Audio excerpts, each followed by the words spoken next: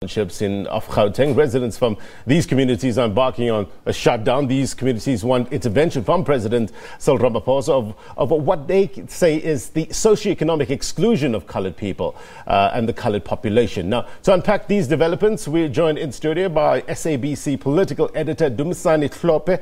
Sir, thank you very much indeed for your time. You know, it's a busy news week, isn't it? We're talking jobs, we're talking protests, we see what's happening in Westbury. This all links up, isn't it, as a society going forward. What's your take on what we've been seeing? Well, I think, good morning and to the viewers. For me, the essence of this is the socio-economic issues. Yeah. In particular, I think the performance of local government. It may not necessarily be that this is, inherently within the so-called colored communities, but when there's a significant degree of socio-economic ills within any particular community, by the time that they erupt, they assume a criminal nature. And yet the essence of the protest, the causes of the protest, are not exclusively that of criminality. But once your typical socio-economic, well-being of a community is seriously threatened, it then manifests itself into a criminal behavior. And the unstrategic thing that government will do is to react by simply sending, the police and other law enforcement agencies. And yet, at the heart of it, is the ability of local government to provide the local economic development and service delivery. Yeah. So how can the gaps, the holes be plugged in these communities?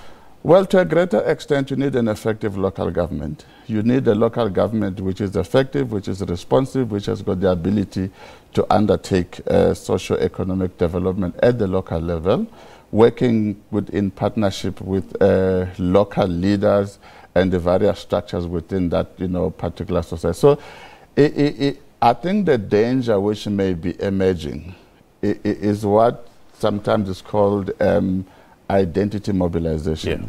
The mobilization around race, the mobilization around ethnicity. You might remember that when these things flared up in areas such as Vuwani, there was a narrative that suggested that, no, the vendors are doing better, the Shangaan are not doing that well. But then these are manifestations of unfulfilled socio-economic development at the local level, that when they flare up, they assume a criminal nature, but they also give a fertile ground for all sorts of mobilization, ethnic, identity, race, gender, and all those kinds of issues. You talk about flare-ups, what we're seeing in Westbury and the like. Talking about flare-ups, are politicians and political parties likely to be burnt in the upcoming national elections? Will this translate into voter turnout, for instance? Well, if the trends of what the ANC suffered in the last national election, where people simply withheld their vote, you cannot necessarily rule that out, that it might affect political parties. But then the situation is becoming too confused with the emergence of coalition government, at a local government level. So in instances like in Gauteng, where you have got in the metro of Johannesburg, you have got a coalition government, it might create some kind of a confusion amongst the voters. But I think if you listen carefully at most of the leaders of these local government protests, they will tell you how they went through the process to get hold of their councillors, of their mayor, of the city manager, and without necessarily getting any joy. So they are aware, the local leadership of these communities is aware of which institution of government is supposed to do what in this particular case. So I don't necessarily think that there could be that confusion, but it's highly possible that political parties may be punished in this regard. Let's talk about the coloured constituency and where does their political allegiance lie? Because, I mean, they're a diverse group, isn't it? Yeah. Both culturally as well as politically. But what's your assessment? I wouldn't necessarily see it in terms of color. If we go that route, then you must say color, then you must explain why Kanyamazane, there were similar protests. and yet is not dubbed as a colored community. This is a question of class.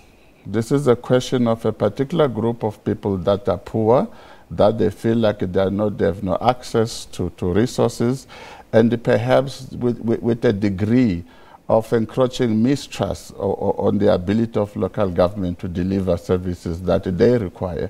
So if you are going to see it in terms of race only, you will have a serious problem, because you might find that there are some people that may be colored and they are sitting nicely at Morningside, and this does not apply to them.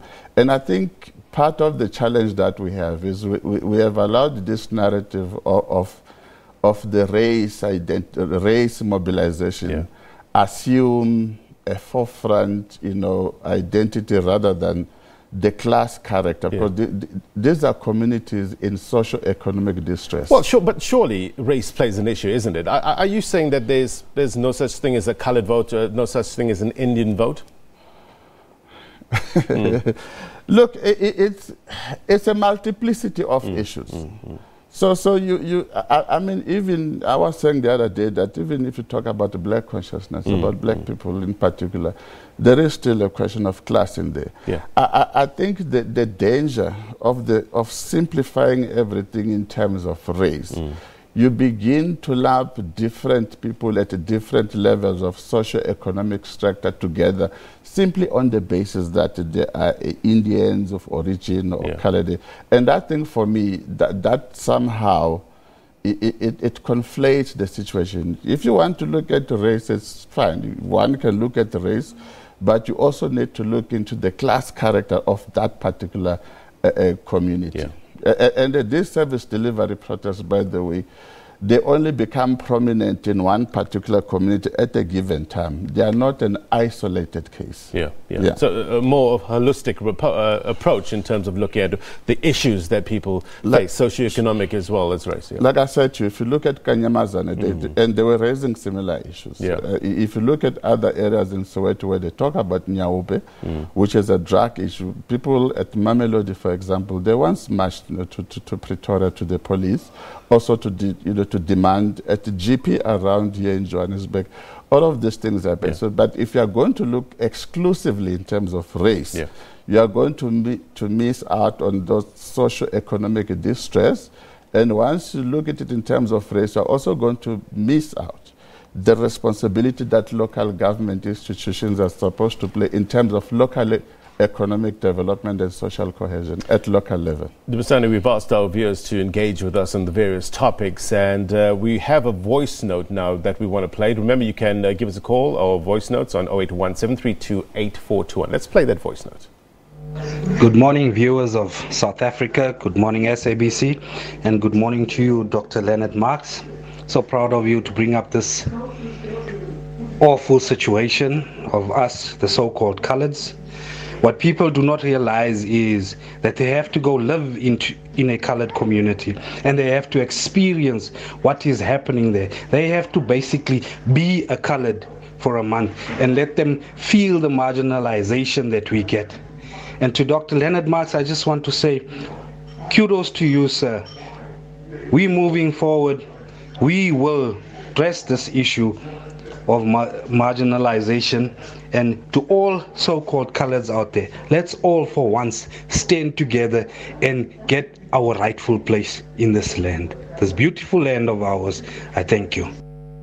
Thank you very much indeed for your opinions and your comments. 081-732-8421. Continue to send us your voice notes and your video comments. We would love to know who we're talking to. We'd love to see you, so please do send that in. I mean, Dumisani, Hlophe, do you think that the political narrative is being dominated by race? I hear what you're saying with regards to the class issue, but when you hear people saying that, under apartheid we weren't white enough, and now under democracy we're not black enough, in terms of the political narratives, is it being dominated by race?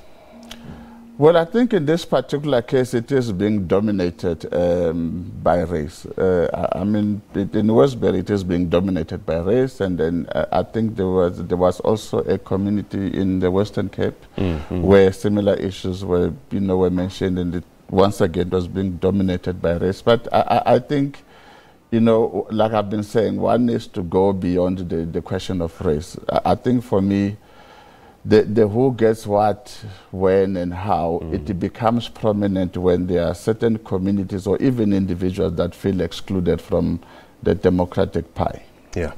Dumisani, Hlophe, thank you very much indeed for your time. Always appreciate you coming to the studio. You're always welcome here, anytime, any place. Thank you. Thank you very much indeed. Dumisani Hlophe is our political editor here at the SABC. Okay.